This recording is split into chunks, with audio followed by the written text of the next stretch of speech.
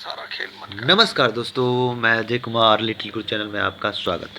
दोस्तों, आज भारतीय संविधान कब इंडियन तक सोओगे यार? कॉन्स्टिट्यूशन से संबंधित चारों मॉक तरफ टेस्ट सब कुछ जल रहा 212 है। लेकर आए हैं, सत्ता का नशा करो, जिसमें सत्ता कुल का। 20 क्वेश्चन है, शराब, जो लुसेंट सिगरेट, का पेज मुर्गा, नंबर बंदूक दो। किसने 177, नहीं दिए 78 और नुस्रत को 79 जाने? से जितने भी किसने महत्वपूर्ण गौरी कह क्वेश्चन दिया बने हैं, नशे? इसकी चर्चा हम इस वीडियो में किए हैं।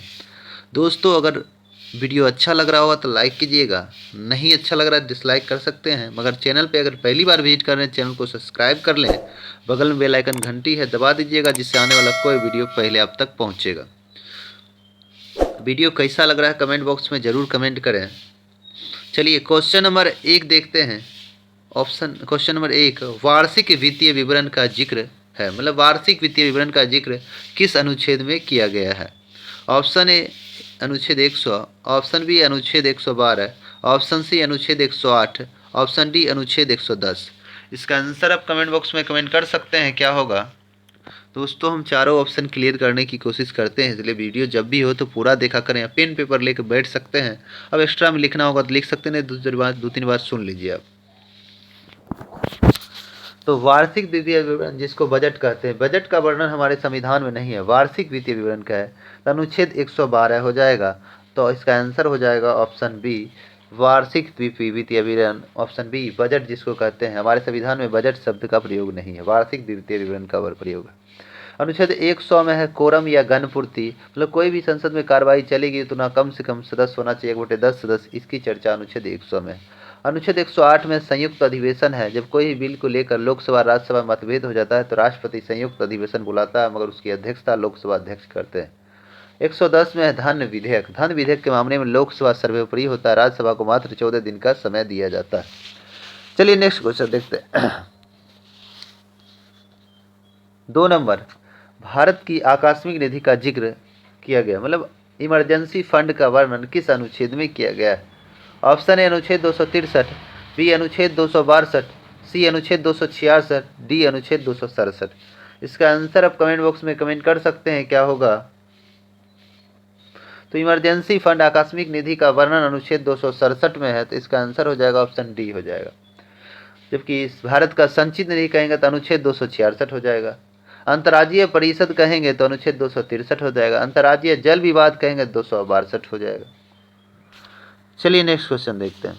3 नंबर क्वेश्चन देखना है, भारत की आकस्मिकता अधिनियम कब लाएगा, मतलब इमरजेंसी फंड एक्ट कब आया? ऑप्शन है 1950, बी 1951, सी 1952, डी 1953। इसका आंसर आप कमेंट बॉक्स में कमेंट कर सकते हैं, क्या होगा? तो भारत में आकस्मिकता अधिनियम कब लाएगा? तो 1950 में। ऑप्शन ए हो जाएगा। हमारा संविधान भी लागू हुआ 26 जनवरी 1950 को। संविधान में पहला संशोधन किया गया नौवीं अनुसूची प्रथम संशोधन 1951 में किया गया। राष्ट्रीय विकास परिषद का गठन 6 अगस्त 1952 को किया गया। चलिए नेक्स्ट क्वेश्चन देखते हैं। 4 नंबर क्वेश्चन देखते हैं, क्या कह रहा है? संविधान संशोधन का जिक्र किस भाग में है? संविधान संशोधन का जिक्र किस भाग में है? ऑप्शन ए भाग 20, बी भाग 21, सी भाग 22, डी भाग 18। इसका आंसर आप कमेंट बॉक्स में कमेंट कर सकते हैं, क्या होगा?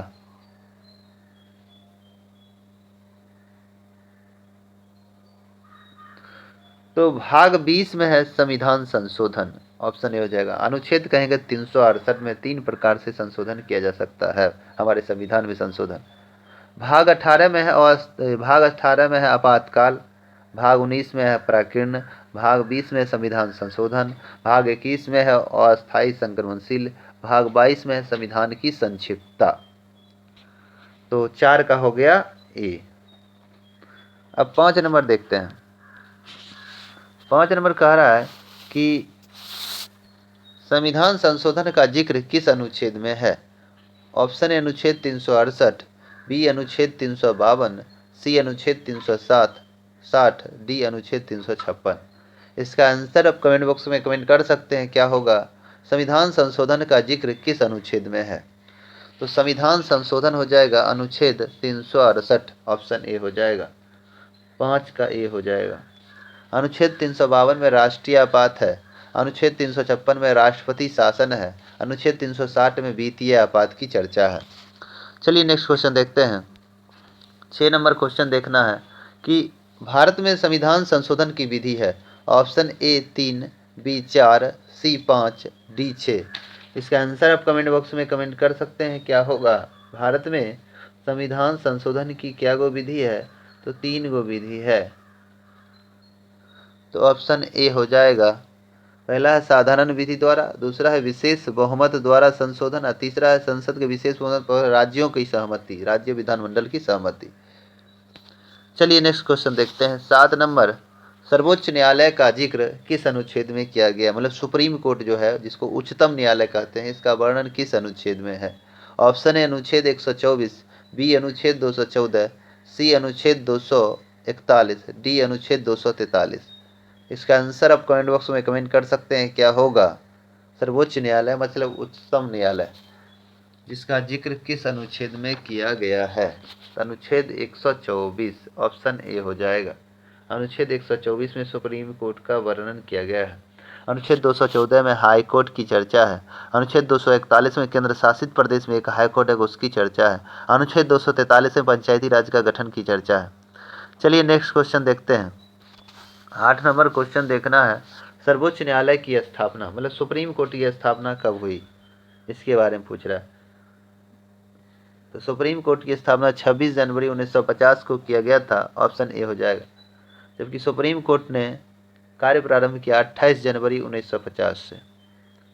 उस समय कुल 8 न्यायाधीश थे, 1+7 अन्य न्यायाधीश, 1 मुख्य न्यायाधीश। चलिए नेक्स्ट क्वेश्चन देखते हैं। 9 नंबर, सर्वोच्च न्यायालय में कुल न्यायाधीशों की संख्या। Option A 33, B 34, C 35, D 36। इसका आंसर आप कमेंट बॉक्स में कमेंट कर सकते हैं, क्या होगा। सर्वोच्च न्यायालय में कुल न्यायाधीश 33+1 कुल 34 न्यायाधीश हो जाएगा। तो इसका आंसर हो जाएगा ऑप्शन बी। सुप्रीम कोर्ट में कुल 34 न्यायाधीश, 33+1 = 34। सुप्रीम कोर्ट उच्चतम न्यायालय। चलिए 10 नंबर क्वेश्चन है। सर्वोच्च न्यायालय की स्थापना के समय कुल न्यायाधीश, सर्वोच्च न्यायालय के स्थापना के समय कुल न्यायाधीश, तो कुल न्यायाधीश स्थापना के समय मतलब 26 जनवरी 1950 को 1+7 = 8 न्यायाधीश। तो 10 का बी हो जाएगा। तो इसका आंसर हो जाएगा बी। चलिए नेक्स्ट क्वेश्चन देखते हैं। 11 नंबर क्वेश्चन देखना है कि सर्वोच्च न्यायालय के मुख्य न्यायाधीश का अवकाश ग्रहण। ऑप्शन ए 60 वर्ष, बी 62 वर्ष, सी 65 वर्ष, डी 66 वर्ष। इसका आंसर आप कमेंट बॉक्स में कमेंट कर सकते हैं, क्या होगा। तो सर्वोच्च न्यायालय के मुख्य न्यायाधीश का अवकाश ग्रहण जो है 65 वर्ष है, ऑप्शन सी हो जाएगा। जबकि हाईकोर्ट के मुख्य न्यायाधीश का अवकाश ग्रहण 62 वर्ष दिया गया है। चलिए नेक्स्ट क्वेश्चन देखते हैं। 12 नंबर क्वेश्चन क्या कह रहा है, सबसे लंबा समय तक मुख्य न्यायाधीश के पद पर रहे, मतलब सुप्रीम कोर्ट के वह न्यायाधीश जो सबसे लंबे समय तक मुख्य न्यायाधीश के पद पर रहे। Option A Yashwant Vishnu Chandrachud, B Kamal Narayan Singh, C PN Bhagwati, D KG Balakrishnan. इसका आंसर आप कमेंट बॉक्स में कमेंट कर सकते हैं, क्या होगा। सुप्रीम कोर्ट के सबसे लंबे समय तक मुख्य न्यायाधीश रहे यशवंत विष्णु चंद्रचूड़। ऑप्शन ए हो जाएगा। 1978 से लेकर 1985 तक रहे, लगभग 2696 दिन तक पद पे रहे यशवंत विष्णु चंद्रचूड़। इसका आंसर हो जाएगा ऑप्शन ए हो जाएगा। सबसे कम समय तक पद पे रहे कमल नारायण सिंह, लगभग 1991 से लेकर 25 नवंबर 1991 से 12 दिसंबर 1991, मतलब मात्र 17 दिन तक मुख्य न्यायाधीश रहे कमल नारायण सिंह। और PIL भारतीय न्यायाधिक पद्धति में लोकहित मुकदमा लोकहित PIL जो है कौन लाया, तो कौन मुख्य न्यायाधीश लाए, जिसको जनहित याचिका कहते हैं, तो PN भागवती के द्वारा लाया गया था। पहले सुप्रीम कोर्ट के पहले दलित न्यायाधीश कहेंगे तो KG बालाकृष्णन। चलिए नेक्स्ट क्वेश्चन देखते हैं। 13 नंबर क्वेश्चन है कि मुख्य न्यायाधीश को पुनर्विचार का अधिकार है, यह किस अनुच्छेद के तहत। मतलब सुप्रीम कोर्ट कोई भी फैसला दे देता है, लगता है उसको मैंने गलती कर दिया है, उस पर पुनर्विचार कर सकती है, यह किस अनुच्छेद में दिया गया है। पुनर्विचार का अधिकार सुप्रीम कोर्ट को अनुच्छेद 137 के तहत पुनर्विचार कर सकती है। अनुच्छेद 137 ऑप्शन बी हो जाएगा।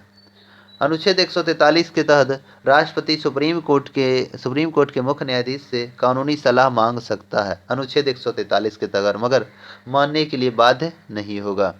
अनुच्छेद 124 में सुप्रीम कोर्ट के चर्चा किया गया है। अनुच्छेद 129 में सुप्रीम कोर्ट एक अभिलेख न्यायालय है, अंतिम न्यायालय है। ये जो फैसला देगी उसको सभी लोगों को मानना होगा, सभी न्यायालय को मानना होगा। चलिए नेक्स्ट क्वेश्चन देखते हैं। 14 नंबर क्वेश्चन क्या कह रहा है? दो या दो से अधिक राज्यों के लिए एक उच्च न्यायालय का जिक्र किया गया। मतलब दो है, दो या दो से अधिक राज्यों के लिए एक ही हाई कोर्ट होगा। इसका वर्णन किस अनुच्छेद में किया गया है? ऑप्शन ए अनुच्छेद 214, बी अनुच्छेद 124, सी अनुच्छेद 231, डी अनुच्छेद 129। इसका आंसर आप कमेंट बॉक्स में कमेंट कर सकते हैं, क्या होगा? तो इसका हो जाएगा अनुच्छेद 231। अनुच्छेद 231 के तहत कहा गया है कि दो या दो से अधिक राज्यों के लिए एक ही हाई कोर्ट होगा, अनुच्छेद 231 के तहत। उसके बाद कहता है कि राज्य में एक हाई कोर्ट होगा, अनुच्छेद 214 में वर्णन किया गया। देश में एक सुप्रीम कोर्ट होगा, अनुच्छेद 124 में है। अनुच्छेद 129 में है कि सुप्रीम कोर्ट एक अभिलेख न्यायालय है, अंतिम न्यायालय जो फैसला देगा सभी न्यायालय को, जिला कोर्टों को, हाई कोर्ट को बांटा होगा। चलिए नेक्स्ट क्वेश्चन देखते हैं। 15 नंबर क्वेश्चन देखना है। वर्तमान में उच्च न्यायालय की संख्या, मतलब हाई कोर्ट की संख्या कितनी है? ऑप्शन है 25, बी 23, सी 26, डी 27। इसका आंसर आप कमेंट बॉक्स में कमेंट कर सकते हैं। वर्तमान में हाई कोर्ट की संख्या, उच्च न्यायालय की संख्या कितनी है? तो वर्तमान में 25 उच्च न्यायालय है। 25वां हाई कोर्ट जो है आंध्र प्रदेश की राजधानी अमरावती में 1 जनवरी 2019 को बनाया गया। तो आंसर हो जाएगा ये। चलिए नेक्स्ट क्वेश्चन देखते हैं। 16 नंबर क्वेश्चन देखना है कि देश का सबसे प्राचीन हाई कोर्ट कौन है? सबसे पुराना high court. Option A Calcutta, B Bombay, C Madras, D Allahabad. इसका आंसर आप कमेंट बॉक्स में कमेंट कर सकते हैं। तो देश का सबसे प्राचीन high court Calcutta high court, option ए हो जाएगा। बम्बई, कलकत्ता, मद्रास की स्थापना 1862 में किया गया है। लॉर्ड कैनिंग के समय में इंडियन हाई कोर्ट एक्ट 1861 में लाया गया था। 1862 में बम्बई, कलकत्ता और मद्रास 3 जगह एक एक हाई कोर्ट की स्थापना की। सबसे पहले उसमें कलकत्ता था। तो इसका आंसर हो जाएगा option A Calcutta. Allahabad high court की स्थापना 1866 में किया गया। इलाहाबाद हाई कोर्ट की स्थापना 1866 में। चलिए नेक्स्ट क्वेश्चन देखते हैं। 17 नंबर क्वेश्चन देखना है। पटना हाई कोर्ट की स्थापना। Option A 1866, B 1884, C 1916, D 1971। इसका आंसर आप कमेंट बॉक्स में कमेंट कर सकते हैं, क्या होगा? पटना हाई कोर्ट की स्थापना। तो पटना हाई कोर्ट की स्थापना 3 फरवरी 1916 को किया गया। ऑप्शन सी हो जाएगा। पटना हाई कोर्ट की स्थापना 3 फरवरी 1916 को किया गया। इलाहाबाद हाई कोर्ट 1866 में। कर्नाटक हाई कोर्ट अगर कहेंगे तो 1884 में हो गया। कर्नाटक हाई कोर्ट 1884 में। 1971 में हिमाचल प्रदेश हाई कोर्ट की स्थापना 1971 में किया गया। चलिए नेक्स्ट क्वेश्चन देखते हैं। 18 नंबर। देश का 25वां हाई कोर्ट कौन है? Option A Hyderabad, B Amravati, C Shillong, D Ranchi. इसका आंसर आपको कमेंट बॉक्स में कमेंट कर सकते हैं, क्या होगा? देश का 25वां हाई कोर्ट है अमरावती। अमरावती ऑप्शन बी हो जाएगा। और यह स्थापना 1 जनवरी 2019 को किया गया। अमरावती हाई कोर्ट की स्थापना। और तेलंगाना हाई कोर्ट भी 1 जनवरी 2019 को हुआ। हैदराबाद उसका है मुख्य पीठ। और शिलांग हाई कोर्ट जो कहेंगे तो मेघालय का है। शिलांग हाई कोर्ट 25 मार्च 2013 को स्थापित हुआ। रांची हाई कोर्ट तो 2000 में हुआ। चलिए नेक्स्ट क्वेश्चन देखते हैं। 19 नंबर क्वेश्चन देखना है। उड़ीसा हाई कोर्ट की स्थापना कब हुई? Option A 1948, B 1956, C 1966, D 1957। इसका आंसर आप कमेंट बॉक्स में कमेंट कर सकते हैं, क्या होगा? उड़ीसा हाईकोर्ट की स्थापना। तो उड़ीसा हाईकोर्ट की स्थापना 1948 में किया गया। ऑप्शन ए हो जाएगा 1948 उड़ीसा हाईकोर्ट। गुवाहाटी हाईकोर्ट भी 1948 में किया गया। केरल हाईकोर्ट और मध्य प्रदेश हाईकोर्ट की स्थापना 1956 में किया गया। और जम्मू कश्मीर हाईकोर्ट 1957 में किया गया। और दिल्ली, पंजाब, हरियाणा, चंडीगढ़ ये सब हाईकोर्ट 1966 में किया गया। तो इसका आंसर 19 का ये हो गया। चलिए नेक्स्ट क्वेश्चन देखते हैं। 20 नंबर क्वेश्चन है। हाईकोर्ट के मुख्य न्यायाधीश की नियुक्ति कौन करता है? ऑप्शन ए राज्यपाल, बी राष्ट्रपति, सी उपराष्ट्रपति, डी प्रधानमंत्री। इसका आंसर आप कमेंट बॉक्स में कमेंट कर सकते हैं क्या होगा। हाईकोर्ट के मुख्य न्यायाधीश की नियुक्ति कौन करता है?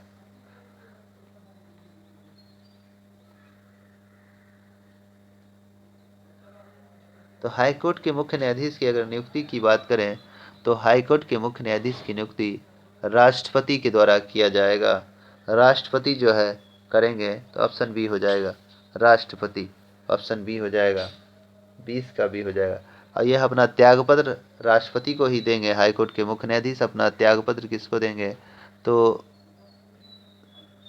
वो किसको देंगे? तो राष्ट्रपति को देंगे। मगर इसको शपथ ग्रहण उच्च न्यायालय के इनका सॉरी इसका शपथ ग्रहण जहां इनका हाईकोर्ट में, जिस हाईकोर्ट में ज्वाइन करेंगे वहां के राज्यपाल इनको शपथ ग्रहण दिलाएंगे। इनको राज्यपाल के द्वारा शपथ ग्रहण दिलाया जाएगा।